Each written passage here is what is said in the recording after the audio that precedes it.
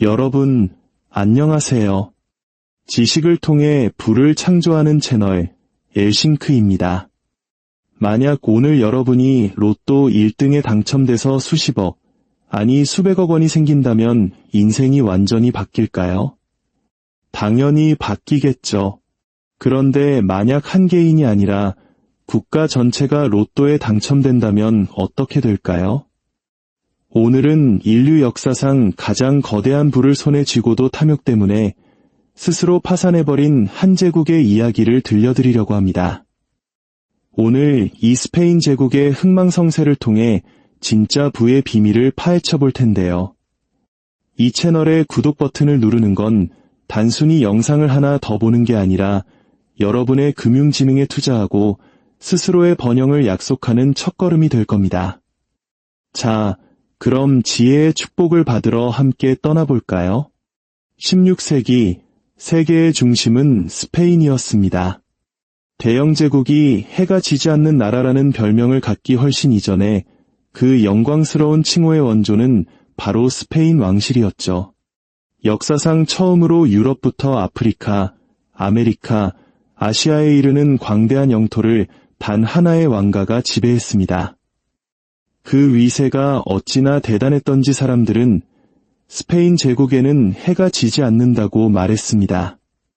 나중에 영국이 이 말을 그대로 가져다 썼을 정도니까요. 하지만 이 눈부신 영광 뒤에는 치명적인 역설이 숨어 있었습니다. 인류 역사상 가장 부유했던 제국이 바로 그들이 쌓아올린 보물의 무게에 짓눌려 무너졌다는 사실입니다. 이 옛날 이야기가 지금 왜 중요하냐고요? 스페인처럼 오늘날의 사회 역시 갑자기 쏟아져 들어온 돈을 영원한 부와 착각하는 경향이 있기 때문입니다. 그리고 역사는 그 뒤에 따라오는 추락이 얼마나 무자비한지를 똑똑히 보여줍니다. 1492년 스페인이 신대륙의 문을 열었을 때 그들은 유럽의 그 어떤 강대국도 상상하지 못했던 잭팟을 터뜨렸습니다. 금과 은이 그야말로 미친 듯이 쏟아져 들어왔죠. 1521년 멕시코의 아즈텍 제국을 정복하면서 사카테카스의 거대한 은광을 손에 넣었고 10년 뒤에는 페루의 잉카 제국을 무너뜨리며 사람을 잡아먹는 산으로 악명 높았던 포토시 은광을 차지했습니다. 이 포토시 은광은 너무나 거대해서 스페인의 글로벌 파워를 움직이는 엔진 그 자체가 되었습니다. 한 세기가 넘는 시간 동안 보물선단은 이 어마어마한 보물을 싣고 대서양을 건넜습니다. 1500년부터 1650년 사이 스페인이 아메리카 대륙에서 본국으로 들여온 은은 약 18만 톤, 금은 2,000톤에 달했습니다. 이는 지난 1000년 동안 유럽 전체가 채굴한 양보다도 많은 것이었습니다. 이 은의 쓰나미는 단순히 유럽을 바꾼 게 아니라 전 세계를 재편했습니다. 세비야와 카디스 항구를 떠난 스페인 은하는 지중해를 거쳐 동쪽으로, 저지대 국가들을 통해 북쪽으로, 그리고 태평양을 건너 마닐라까지 흘러 들어갔습니다. 마닐라에서 이 은은 중국의 비단, 도자기와 교환되었죠. 역사상 처음으로 전 세계 경제가 하나의 글로벌 시스템으로 묶였고 스페인은 그 심장부에 앉아 있었습니다. 그 규모를 실감나게 비교해 볼까요? 1607년 훗날 미국이 되는 땅에 영국인들이 제임스타운이라는 첫 정착촌을 세웠을 때 그들은 늪지대에서 굶주림과 싸우며 겨우 생존하고 있었습니다. 하지만 바로 그 시각 스페인 식민지였던 멕시코시티에는 이미 대학과 인쇄소, 웅장한 대성당들이 들어서 있었습니다. 리마는 번영하는 대도시였죠. 심지어 오늘날 미국의 플로리다에 있는 세인트 어거스틴은 1565년에 세워진 제임스타운보다 40년이나 앞선 최초의 유럽인 영구 정착지였습니다. 스페인은 단순히 앞서 나간 게 아니었습니다. 경쟁자들이 아직 걸음마를 떼고 있을 때 스페인은 이미 글로벌 인프라를 구축하고 있었던 겁니다.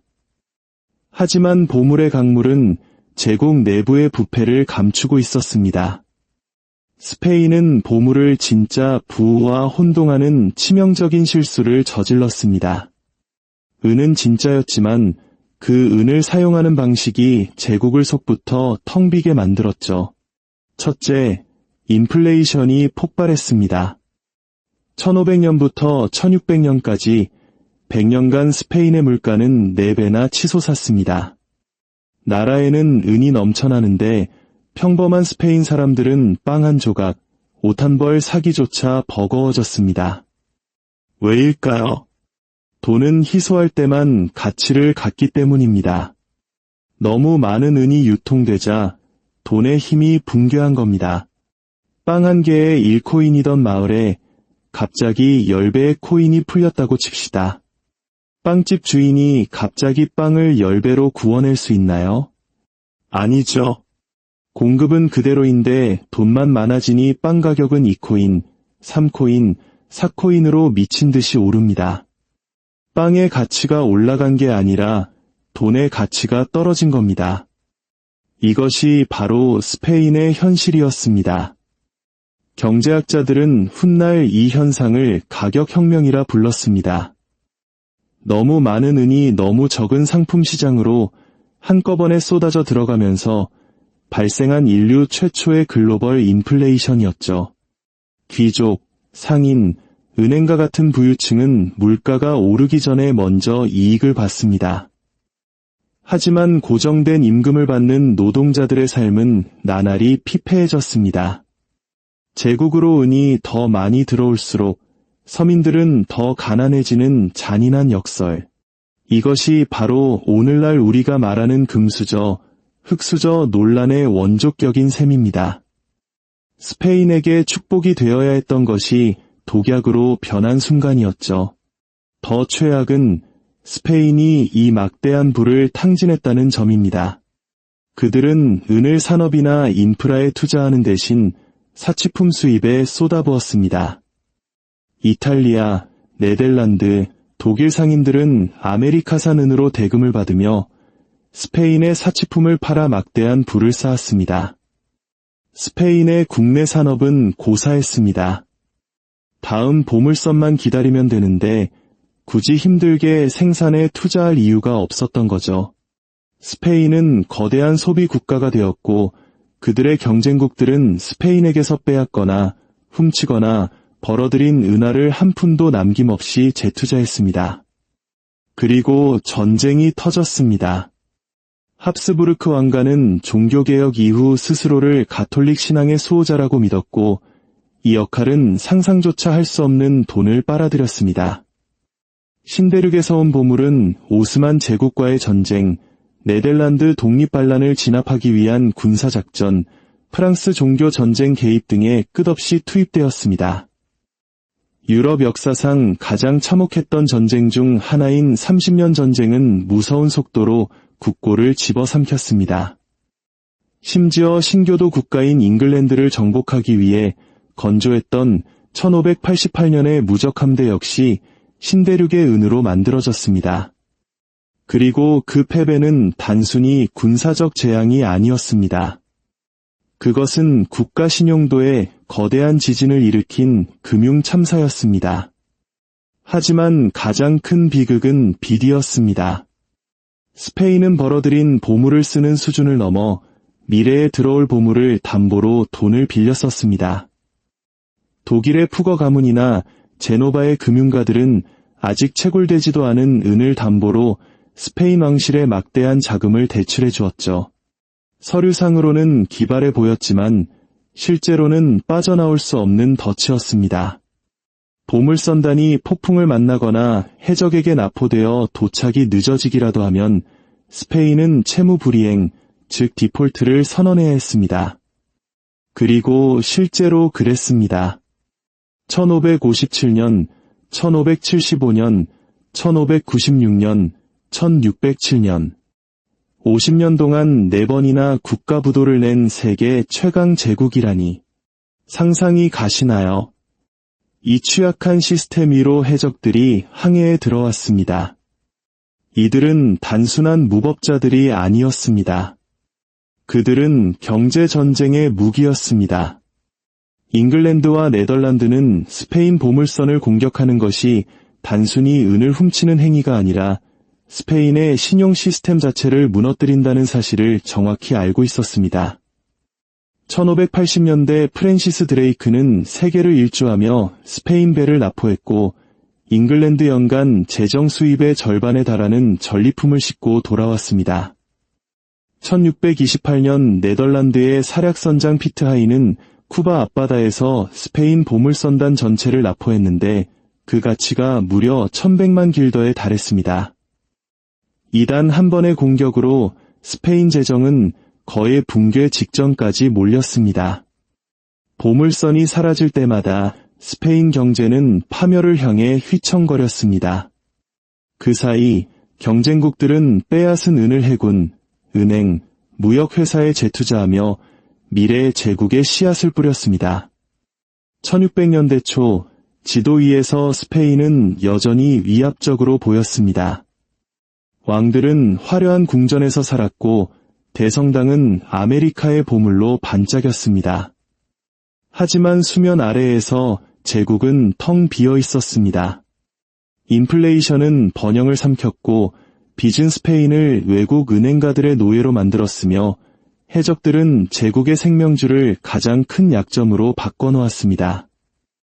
평범한 스페인 국민들은 제국의 부를 전혀 체감하지 못했습니다. 그들이 느낀 것은 치솟는 물가, 정체된 임금, 그리고 살인적인 세금뿐이었습니다. 지구상에서 가장 부유했던 제국이 자기 자신을 개걸스럽게 먹어치우고 있었던 겁니다. 경쟁국들은 스페인의 실수를 면밀히 연구했습니다. 영국, 네덜란드, 프랑스는 금은괴 자체가 영원한 힘을 만들어주지 않는다는 것을 깨달았습니다. 스페인의 제국은 광산, 곡물, 보물선에 의존하는 추출형 제국이었습니다.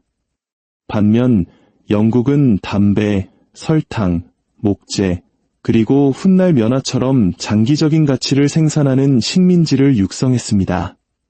그들은 은행과 증권거래소를 세우고 동인도 회사 같은 조직을 만들었죠. 네덜란드는 해적질로 번 돈을 암스테르담 증권거래소와 세계무역을 지배하는 해군으로 탈바꿈시켰습니다.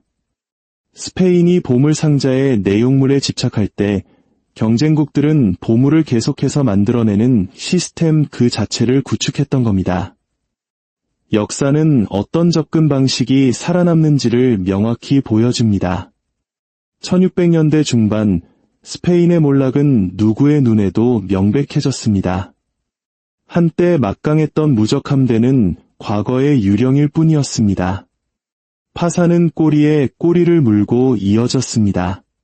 그 자리를 네덜란드 공화국이 상업 강국으로 치고 올라왔고 잉글랜드의 해군은 성장했으며 금융 시스템은 성숙해졌고 식민지는 확장되었습니다. 스페인은 여전히 광대한 영토를 소유했지만 그 영토를 지키거나 개발할 재정적 힘이 없었습니다. 한 세기 전 유럽을 공포에 떨게 했던 제국은 빛바랜 거인이 되어버렸습니다. 그리고 그 교훈은 오늘날까지 이어집니다. 스페인의 몰락은 단순히 왕이나 보물선에 대한 이야기가 아닙니다. 그것은 부의 환상에 대한 이야기입니다. 은이든 신용이든 혹은 현대중앙은행이 찍어내는 돈이든 갑작스럽게 생긴 돈은 국가를 무모한 지출, 과도한 부채, 그리고 전쟁의 유혹으로 이끕니다. 하지만 생산성에 대한 투자와 재정 규율이 없다면 그 돈은 사회 자체를 갉아먹는 부식제가 될 뿐입니다. 16세기 평범한 스페인 사람들은 그것을 온몸으로 겪었습니다. 세비야 항구로 은이 쏟아져 들어오는 동안 그들의 식탁에 오를 빵값은 감당할 수 없을 정도로 치솟았습니다. 오늘날 정부는 경제가 안정적이라고 말하지만 노동자들은 인플레이션으로 자신의 월급 가치가 녹아내리는 것을 속수무책으로 지켜보고 있습니다. 메커니즘은 다르지만 고통의 본질은 같습니다. 스페인의 보물선단은 오늘날에도 울림을 줍니다. 그들은 막대한 부를 취약한 호송선단에 집중시켰습니다. 오늘날의 부는 대마불사, 은행이나 위태로운 신용에 기반한 부채 시장이라는 깨지기 쉬운 금융기관에 집중되어 있죠.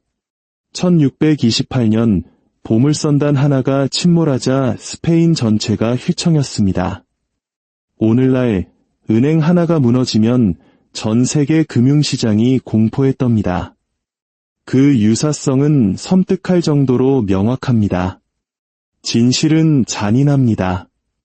보물은 부가 아닙니다. 은은 안전을 보장해주지 않습니다. 진짜 부는 시스템, 즉 산업, 제도, 그리고 시대를 견뎌내는 투자에 있습니다. 스페인은 세계의 절반과 끝없는 은을 소유하면 영원한 권력이 보장될 것이라 믿었습니다. 하지만 현실에서 그것이 보장한 것은 극도의 취약성이었습니다. 그들의 경쟁자들은 더 깊은 차원의 개임을 이해했고 그들이 미래를 상속받았습니다.